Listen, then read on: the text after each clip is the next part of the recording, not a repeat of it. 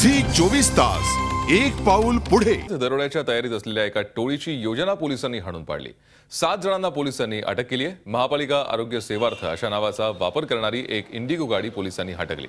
या गाडीत कोयता तलवारी घेतलेले 7 जण बसले होते, त्यांना अटक करण्यात आली आहे। विशेष म्हणजे हे सर्व जण सुरक्षेच्या दृष्टीने अतिसंवेदनशील असलेल्या नाशिक पोलीस प्रबोधिनीच्या जवळ मध्यरात्री उभे होते।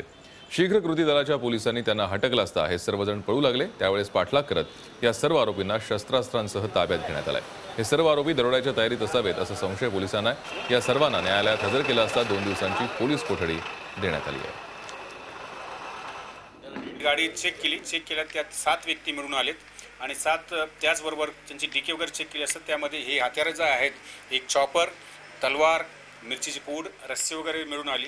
त्यामुळे आमचा संशय बळावला। त्यांना पोलीस ठाण्यात आणल्यानंतर त्यांच्याकडे संपूर्ण विचारपूस केली आणि विचारपूस केल्यानंतर त्यांनी सांगितलं की आम्ही संपूर्ण हे दरोड्याच्या तयारीने दरोडा टाकण्यासाठी आम्ही निघालो होतो आणि दरोडा टाकणार होतो आम्ही, त्याच्या अगोदरच आम्हाला पोलिसांनी पकडलं म्हणून असं सांगितलं। यामध्ये प्रामुख्याने जो अशोक आरगडे आहे, हेमंत गायकवाड आहे, सनी चव्हाण आहे आणि महेश पवार, शैलेश पवार, ललित भडांगे आणि अजून असे सर्व एकत्र यांनी मीटिंग घेतली आणि मीटिंग घेऊन हे पुढच्या कारवाईला निघालेले होते। झी 24 तास एक पाऊल पुढे।